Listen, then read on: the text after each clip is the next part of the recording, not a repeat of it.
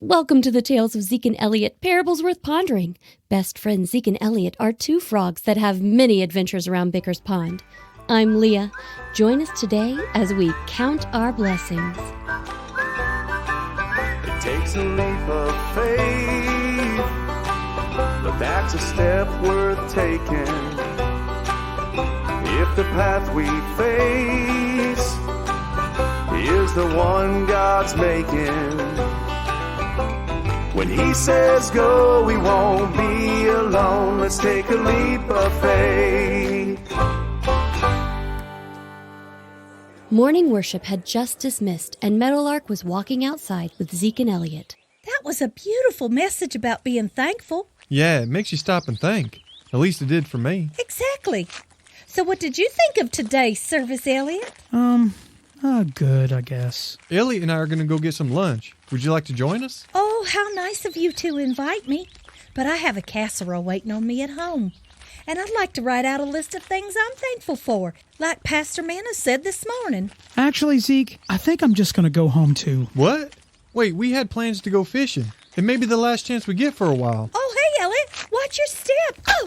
Watch your step. Oh, goodness. Meadowlark stretched out her wing to stop Elliot from tripping over Casey, who had just dropped her papers and stooped to pick them up. Jeez, Casey. Oh, I'm so sorry, Elliot. I didn't mean to stop right in front of you. We both could have been hurt if it wasn't for Meadowlark. You're so right. I'm so sorry. You already said that. Are you okay, Elliot? I mean, you seem really aggravated. I'm fine. It's just, it's been a bad couple of weeks. Last week, my back tire blew out, and I had to get that replaced. I lost my favorite bow tie. The book I was reading has several pages torn out. I don't know how that even happened. Then the top shelf of my bookcase broke, causing all my books to crash onto the floor. That's probably because you have too many books. You're not helping, Zeke. Sorry. Are you sure you don't want to go fishing with me? It may help snap you out of your bad mood. I'm not in a bad mood. Besides, the way things have been going for me, I'd probably get my fishing line all tangled up and cut myself on the hook.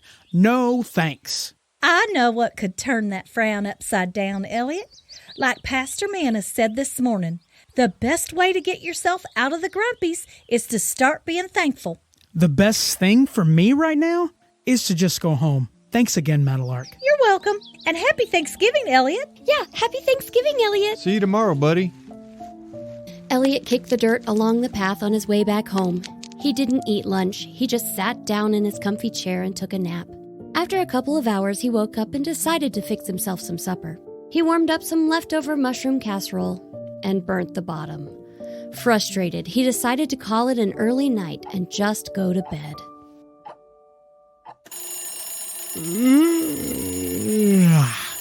Monday morning. I hope this is a better week than what I've been having. Elliot got dressed and started to go outside when he realized it was a bit chilly and went back into the house to grab his brand new jacket. He decided to stop at Jumpin' Java's for coffee before heading to work.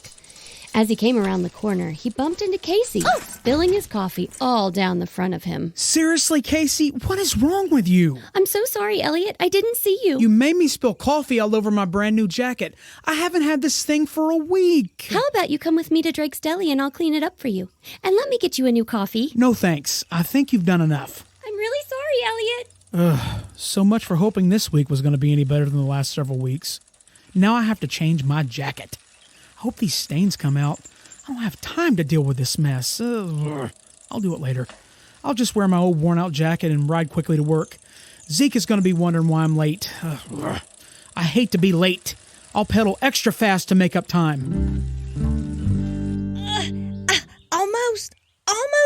No. I can't move it. I've got to get this thing out of the path.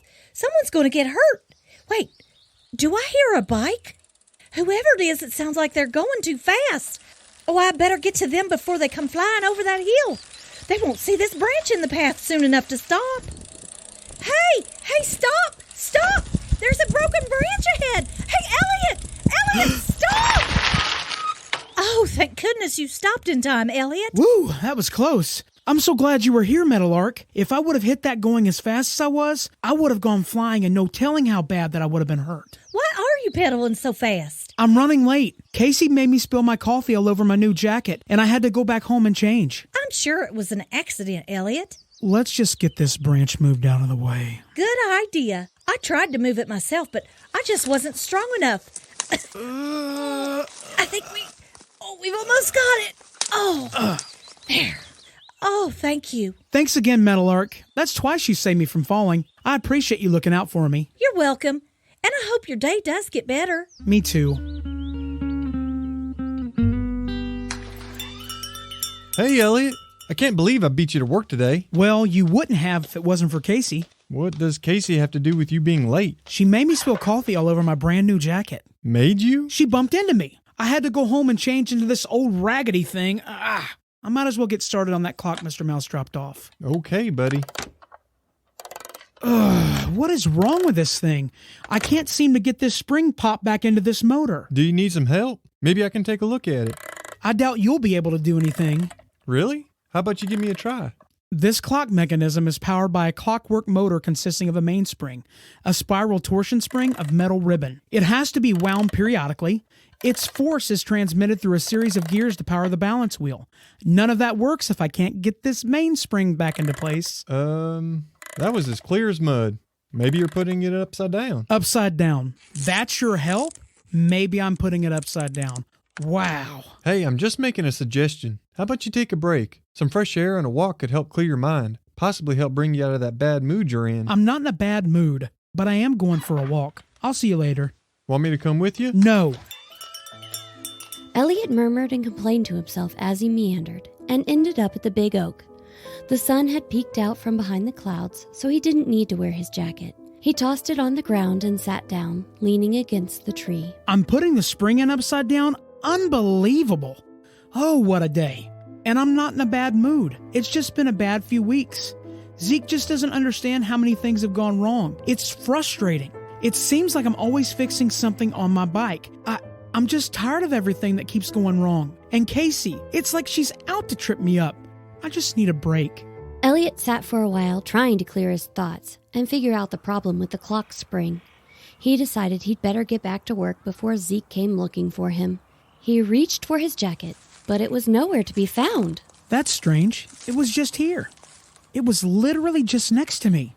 I didn't see anyone grab it. I haven't seen anyone. So where is it? Oh well, it'll turn up. But I sure do need it. It feels like the temperature has dropped 20 degrees. Ugh. I hope I can figure out that spring soon. Mr. Mouse said he'd be by tomorrow to pick up the clock. Maybe I'll ask Zeke to help me out after all. What? Where's the shop? Wait, this is the shop. Or what I think is the shop. It looks like what the shed looked like before we cleaned it up and turned it into the shop. Okay, this is a bit strange. Where is Zeke? Zeke? Zeke? What's going on? Zeke, are you home? Oh, there he is. He's got his fishing pole? Hey, Zeke, wait up! Zeke seemed to be ignoring Elliot as he called out to him. In frustration, Elliot gave up chasing his friend and turned around to head back towards the shop. Along the way, he noticed the crispy bark was all boarded up.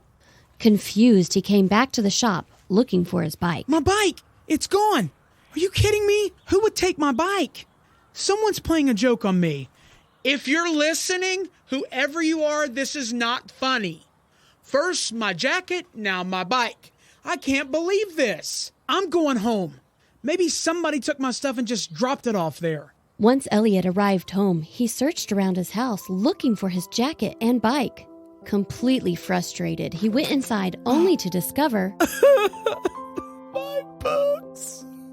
Oh, my books are gone. Oh, what? Who could do such a thing to me? Oh, this is going too far. Somebody broke into my house and stole all my books.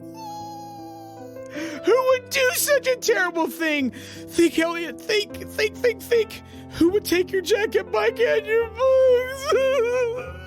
Oh, what should I do? Oh, Mr. Mouse, can you report my stolen items to Mr. Mouse? Just wait till I get a hold of whoever. Oh, hey, Elliot. Sorry, I didn't see you. Oh, Meadowlark. Oh, sorry, I didn't see you either. Where are you headed in such a hurry? Mr. Mouse's house. Somebody broke into my house and stole all my books. Oh, no. Did they smash your front door in? No. Did they break a window and climb in that way? No, actually, I didn't see anything like that. Then what makes you think someone came in and stole them? Maybe they're just misplaced. Have you seen my book collection? It's just not something you misplace. Well, I was just trying to help you figure it out. They also took my jacket while I was sitting by the big oak and my bike. I'm going to Mr. Mouse to report it before he leaves town. Why would you report it to Mr. Mouse? What can he do? He's the pond ranger. That's part of his job. Pond ranger? Since when has he been the pond ranger? Knock it off, Meadowlark. I've had a really lousy day and I don't need you adding to the stress. I'm sorry, Elliot. It's just that you're not making any sense. Me? I'm not making any sense? This whole day hasn't made any sense. First, Casey runs into me, calls me to spill my coffee on my brand new jacket. Who's Casey? You know, Casey? Female frog, works at Drake's Deli, likes to paint. Not ringing any bells. Listen, Meadowlark, this has been quite entertaining, but seriously, I need to get to Mr. Mouse to report my missing things. Wait, you said you were at the Big Oak, right? Yeah, earlier today. Sounds to me like the Nutcrackers. If there's any trouble going on, it's usually them. The Nutcrackers. Why didn't I think of that? You know, they're always accusing me of trying to take their stash. This is some sort of cruel joke. Oh, just wait. I'm coming for you, Lenny. Do you need me to tag along? I could help, you know. No, I can handle these troublemakers. Elliot searched for the Nutcrackers, but couldn't find them anywhere. He went to the big oak just in case his bicycle and jacket were there. Exasperated, he sat and leaned against the tree. Lord, I'm so frustrated. I need your help. What is going on?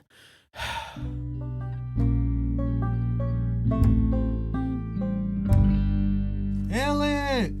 Hey, Elliot! Wake up, buddy. You've been gone a long time, and I came out to see if you're okay. Zeke!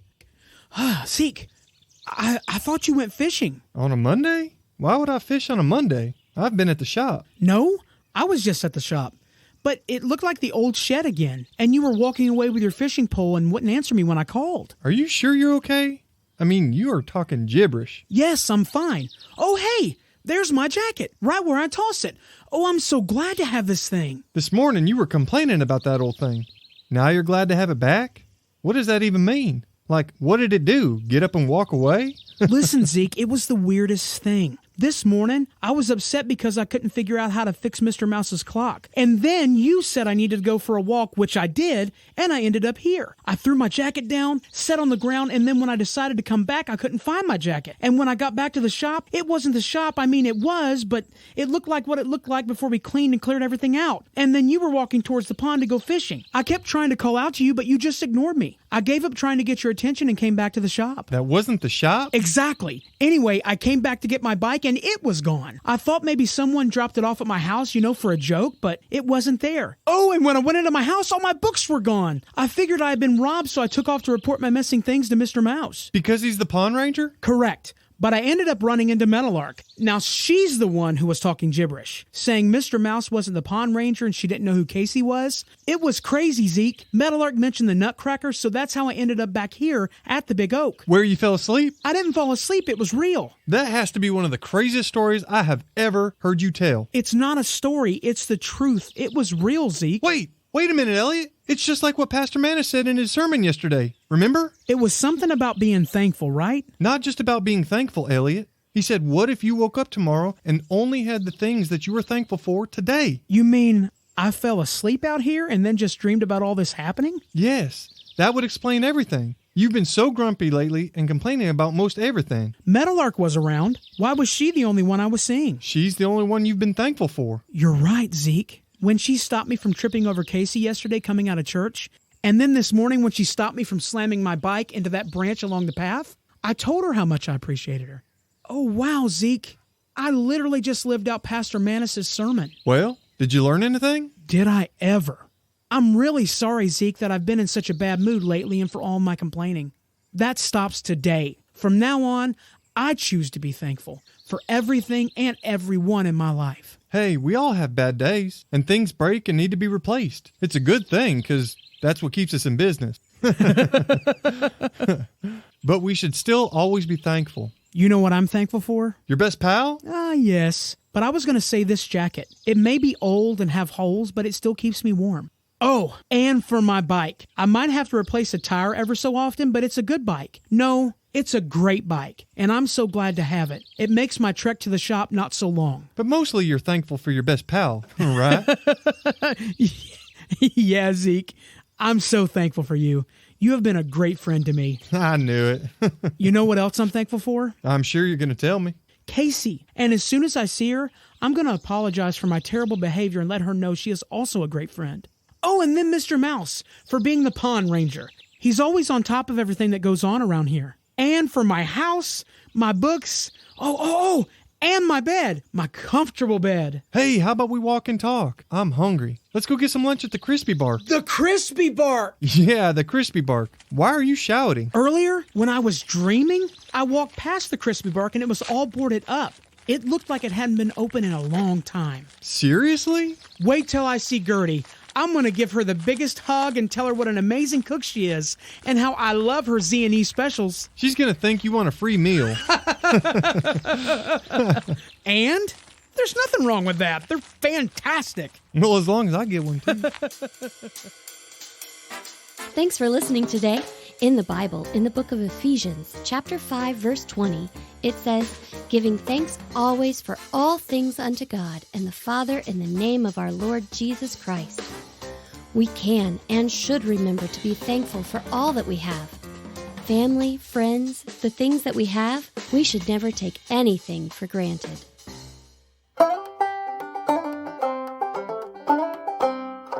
Welcome to Insightful Information with Kelly and Kandy. I'm Kelly. And I'm Kandy. Kelly, do you know what I'm thankful for? Not really, but I'm sure you're going to tell me. Everything, like my family and my friends, my church, and this podcast, for my house that keeps me warm, and like Elliot, I'm thankful for a nice, comfortable bed to sleep in. My food in my refrigerator that keeps my food cold. Oh, and for coffee, I can't forget about coffee. I love coffee. You know what I'm thankful for, Kandy? I'm thankful for you. What?